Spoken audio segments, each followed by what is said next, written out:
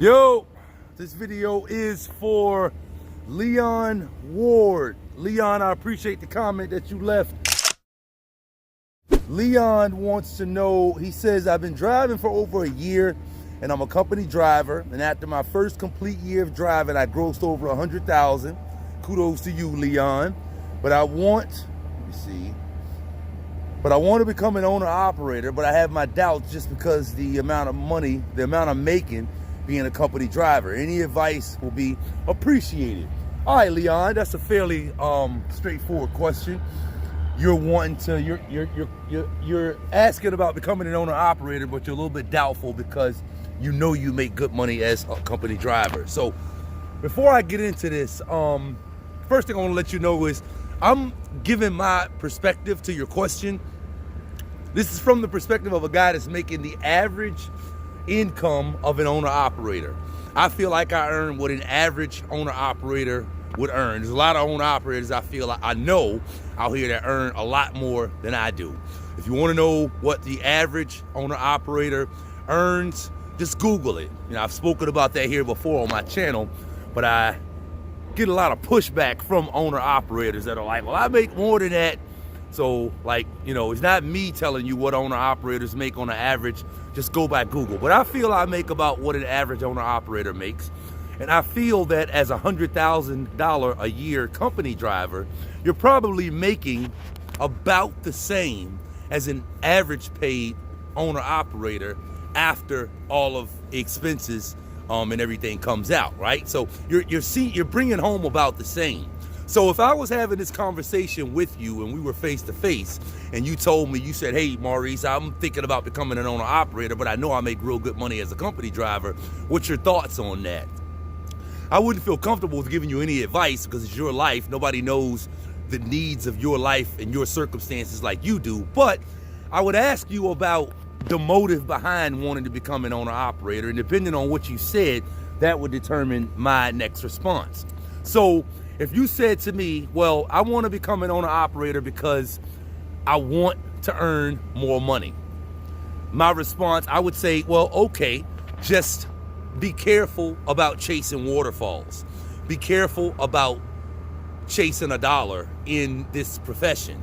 That is the same emotion that causes people to go from job to job to job, or from opportunity to opportunity to opportunity, looking for something better. There are people, professionals, that have been around in the trucking profession for a while that you will hear say that they feel that they should have just stayed with what they started with in their earlier days, and they would be further ahead 10 or 15 years in their career. There are people that drive a truck and after 10 or 15 years in the profession will tell you that. So, like, you know, be careful about chasing a dollar, right? It may just work just to find something that works for you and kind of just stick and stay there. You know, being an owner operator is it's an investment at the end of the day.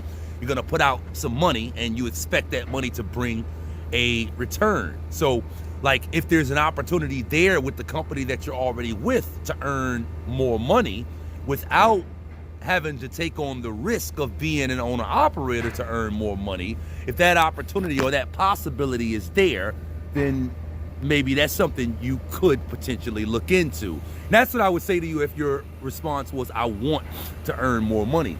If your response was, I need to earn more money, then I would ask you about your lifestyle, basically, because, you know, where you live at in the country obviously has a lot to do with it. But where I am in Virginia, $100,000 is, you know, is great income, and that is enough that you should be able to take care of all of your obligations. But if you're saying, you know, I'm making $100,000 a year and that's not enough, again, where you live at has a lot to do with that. But if it's not about where you live, like, success in trucking has a lot to do with not just what you bring home, but how you handle your money after you bring it home.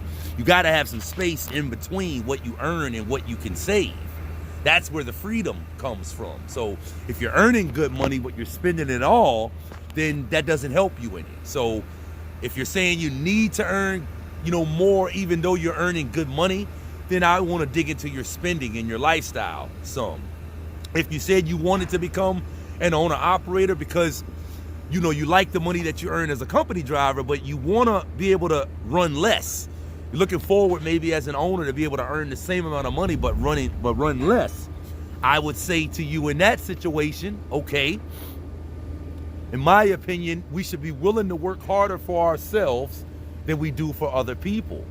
A lot of people, I would say, do become an owner-operator or start their own business and immediately start wanting to work less for themselves than they did for others. I would say that that's a potential recipe for danger. Sure, you may get off to a smooth start in your business or in your self-employment endeavor, but you should make provisions not to. And it's good business practices to understand that for the first few years, you're gonna be getting stable, which means you need to put yourself in a position where you can keep most of your profits. And also, you want to look at working as much as you can when you first get started, because you never know what's going to come up. So what I'm saying is, if you're looking to become an owner-operator because you want to work less and you're cool with earning the amount of money that you earn right now, maybe you can look forward to that after a few years, after you get stable. But I wouldn't recommend coming into the profession as an owner-operator or getting started as an owner-operator with that first and foremost on your mind. You need to be prepared to work more than you work for someone else when you start working for yourself.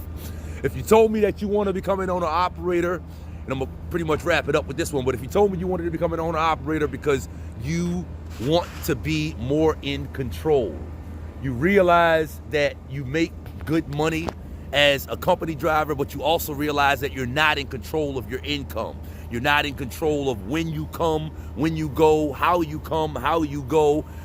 You know, you're getting tired of having to be where someone else feels you should be, when they feel you should be there. That's what I mean by the lack of control. If you're wanting to become an owner-operator because you want to feel more in control of your income, then I would say being an owner-operator can give you that. That is the main reason that I became an owner-operator. And I've heard several other business owners and owner-operators say the same thing. They wanted to make more money, but most business owners get started in their preferred business not just to make more money, and not necessarily primarily to make more money. They get into working for themselves. There's a higher purpose there than money.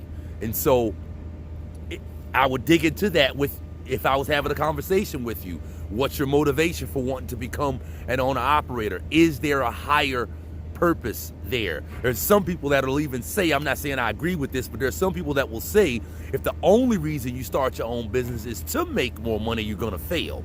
Not saying I agree with that, but the point is, we hear successful individuals talk all the time about how whatever they got started in as far as self-employment, there was a higher purpose there. So I would agree with that. You need a higher purpose if you want to become an owner-operator and be successful. So that's just some of the things that I would get into if we were having this conversation face-to-face. Maurice Bay, the Helpful Trucker here. For more helpful CDL tips, go here, or consider subscribing to my YouTube channel right here.